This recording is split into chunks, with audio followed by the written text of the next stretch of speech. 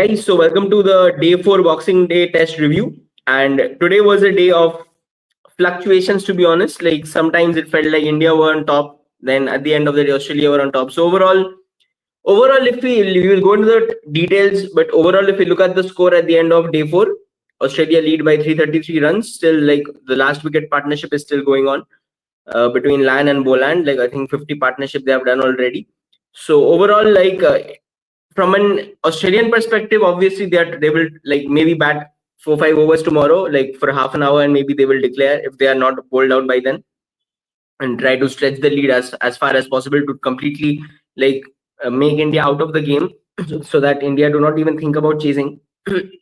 But apart from that, from an Indian perspective, like there are two options available. Maybe they try to pick up the last wicket as soon as possible.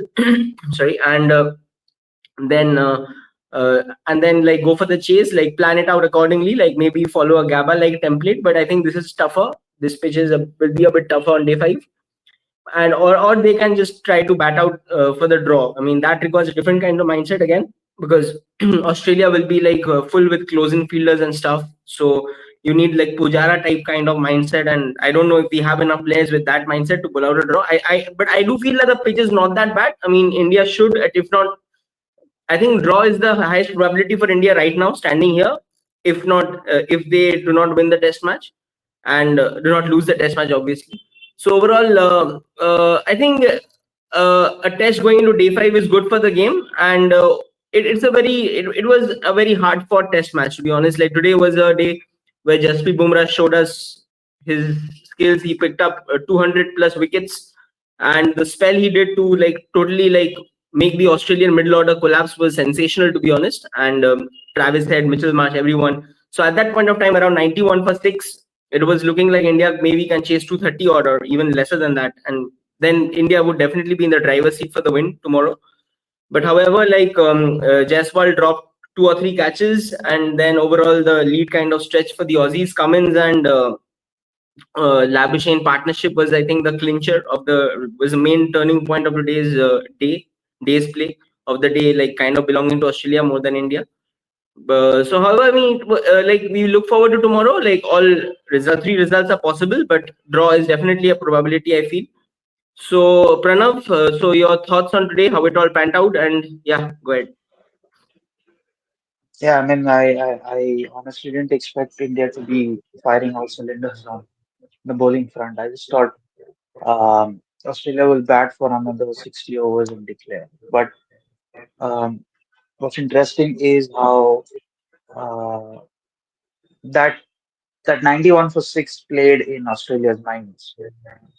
Because I seriously thought that once Cummins got out, he might just end up declaring and put India for at least 6 overs in the twilight with the moving ball, perhaps. But um, when Manas Labuschagne came for press conference after the day's play, what he said was he feels 333 is still not enough on this wicket.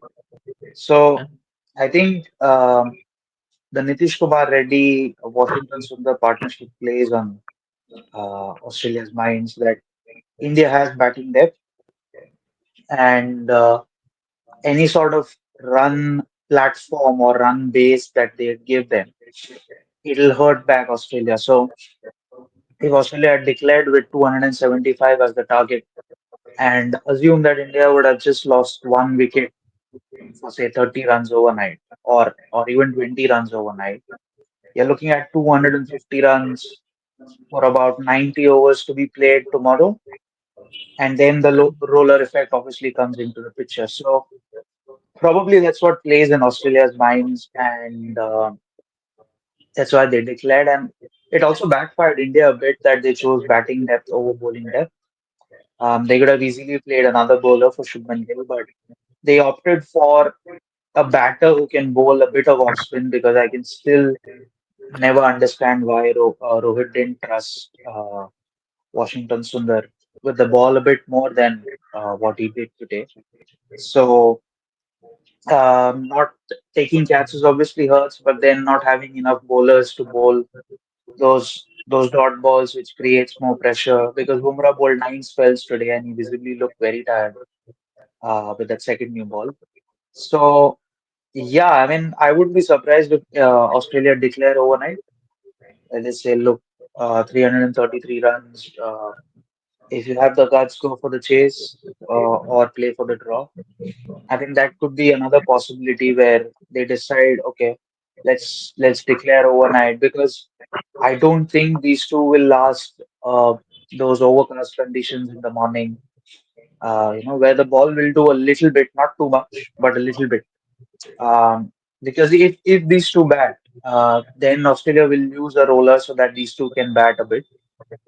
Then once the innings break comes, India will also use the roller, which where it will be slightly eased out until the roller effect comes off for about 40-45 minutes max. And then once the sun starts beating down, you're more comfortable by the time the roller effect comes off. So it could be anything. I mean, if you're looking at 340 runs chase, let's say, in about because tomorrow we have still 98 overs to be bowled. So you're looking at 340 chase in about 90-95 overs. If India get to a start of say 60 for one or 15 overs, or maybe 60 is too much, but let's say they go about 50 for one, around about 50 for one, about 15 overs. Then you have 325 to be chased of 75 overs. That's roughly um, 3-4 runs an over. No, yeah, that's roughly 3-4 runs an over. Yeah. Um, yeah, I mean, India could fancy their chance because they have the batting till number nine. Um, I will not be surprised if Rohit comes all guns blazing, opening the batting. He just throw his bat at everything because you have somebody like Rahul at three, Kohli at four who can play both games. Um, Pant can even come and throw his bat out. Jadeja can play that soft game if at all a wicket falls. Nitish and Sundar have already shown what they can do. So this looks like heading towards a draw at Sydney. And to be honest, if you asked me yesterday morning at 191 for six, you're going to draw the test match, I would have taken it with all four hands, perhaps. Same, same. Two hands and two legs. So yeah, I mean that actually tells you a lot about how these two teams are stacked up against each other, right? Because the sort of competition that you get in a test match is probably not as much as you get in a T20 or a one day international. One day international, you can still say there could be a certain phase where teams can still come back and do magical things. But in T20, that's still not possible. The momentum is what decides the game. But in Test cricket, probably a dropped catch can change the momentum of the game. An umpire's call can change the momentum of the game. So there are a lot of things that can go in favor or against the teams, and that's the beauty of Test cricket overall. So I certainly feel this goes in as a draw, uh, which is indeed good because if South Africa win today, there's a test going on in Centurion. Yeah. 120 runs needed, 7 wickets in hand. If they indeed win today, they are into the WTC final. So uh, going into SCG, which spins a little more due to its weather, um, if you're able to go 1-1, you can retain the Border Gavaskar Trophy if you win that test. You can also put 1 foot on WTC final if you win that test 2-1, and then hope Sri Lanka beats Australia 2-0, which is very much possible. I'd have to wait and see how the wickets turn out, but I think beating Sri Lanka and Sri Lanka at their backyard is probably not so easy. Okay. But yeah, so 1-1 at any point of time. I mean, but India has a bit of worry as well because 91 for six to 200 odd for nine is not that great because it just doesn't give you a good picture that always when you opt for a batting depth kind of a route, you probably don't want that sort of a risk to be taken. Obviously, this 11 will work a bit more in SCG because that wicket is sort of tailor-made for spinners, That's right. more or less for spinners. But in surfaces like Melbourne, if not for Nitish Reddy's and Washington Sundar's partnership, this might have started looking a little more weaker. So India just got off by the hook just a bit. Um, but yeah, it's all four results possible. Draw, India win, Australia win, or even a tie. Um, Tie would be fun, but I don't think it'll be a tie unless someone plays 100 of what 90 odd balls. Hmm. Yeah, I mean, look forward to tomorrow's day. Perhaps it's just interesting that all four results possible. Um, when we were watching the Gabba test, India were around 50 for no loss or something of that sort, heading into Hmm. day five. They still needed around 275 runs to chase. It was Right. never easy because Australia's bowling attack was far superior. But then it required someone like Shubman Gill to tonk mid-stark short balls without being afraid of what happens. And I think Rohit Sharma, if he's thinking about a retirement, he just has to come and throw his bat at everything. Just True. play a 40 or 30 balls kind of an innings, give India a blazing start, and then take it from there. Probably whatever the target is, just come out and bat freely, like how you'll take it as a practice game to Championship. Yeah, absolutely. So, I mean, overall, like if you look at the the situation heading into the Sydney Test, 1-1 would be good for India because if you look only from the series perspective, India are retaining the BGT because like they have won the previous ones. So, if there is a drawn series kind of a scenario, India will be the beneficiaries of that. But overall, looking at this match, I feel like if you look at the one difference between the Virat Kohli Ravi Shastri regime, kind of maybe you and this particular Rohit Sharma era is I feel that they were used to go for the kill from ball one. Even if they had a weak batting lineup, they did not care. Like they used to think along 20 wickets, 20 wickets. That was their motto. So I think this like management like they I won't say they play for draws, but a draw is pretty much an acceptable result for them. Whereas in that era, I think draw was totally out of the picture for. So I think this is a different approach. I'm not criticizing good or bad, but if we want a result, like I'm assuming if we make a draw in this test match, like heading into Sydney, I would like to see Nitish Kumar Reddy in the top six and get a bowler in because I would like to India to take the initiative to at least win the series in Sydney because there is not a test match after that. So you should like give your everything in that test match. So coming back to this, so coming to the pitch which we have, it's kind of interesting. So there was a pretty much lot of seam movement in the India's like bowling innings, especially with the new ball, and even after the 40th over, we saw Siraj and stuff lots of play and misses, especially Labuschagne and Khwaja and everyone else.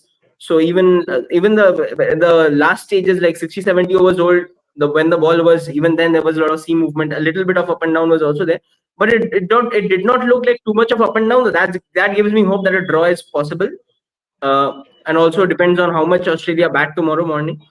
So, what do you make of the pitch? Like, do you think it will deteriorate that much? Like tomorrow, maybe as you said, the roller effect will be there. Maybe if we remove the first session, from session two and session three, do you think there is a chance of a major collapse kind of a thing just because of the pitch?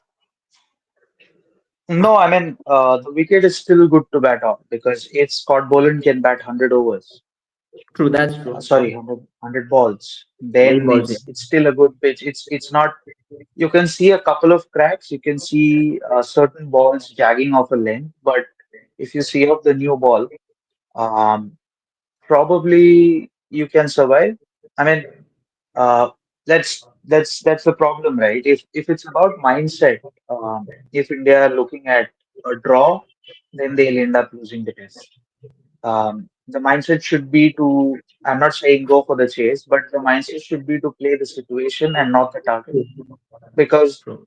uh, yes, you want the results, you want the test to be entertaining, you want the crowds to be in the game always. But what I certainly think is that you know.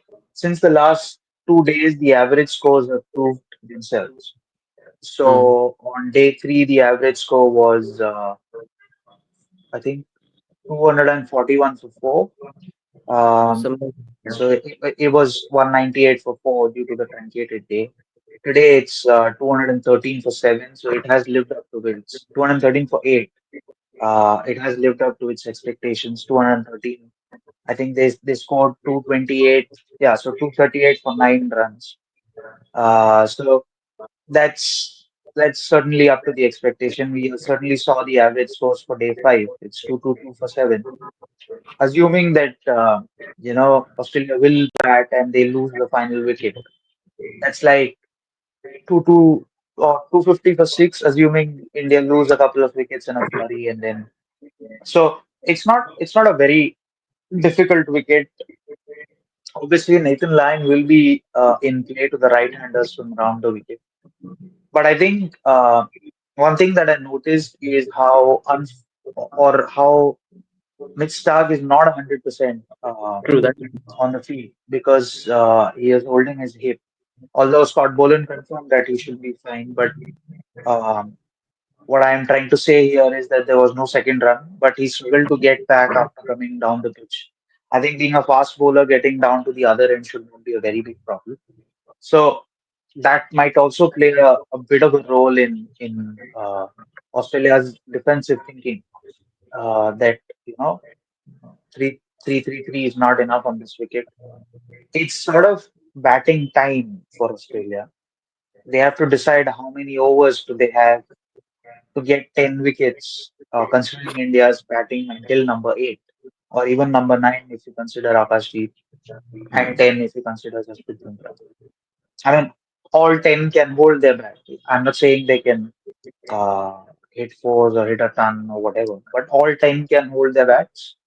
Top 6 can definitely score runs. So the pitch is not as difficult as I thought it would be. Um, but the highest chase was in 1908 in MCG. That's like about 100 years ago. So if India at all chase this total, that will be history. But I don't know how they are going to do that. It all depends on when this last wicket falls. So if I was in the Indian camp, even at the cost of being trolled for not picking up the last wicket, I would still concede runs if Australia is batting. So that uh, time is taken out of this test. So, irrespective of whatever records are broken, um, it doesn't matter because if you are if you're able to save this test just by playing a little bit of a trick that you allow the last two batters, even if Boland gets to a 50, doesn't matter.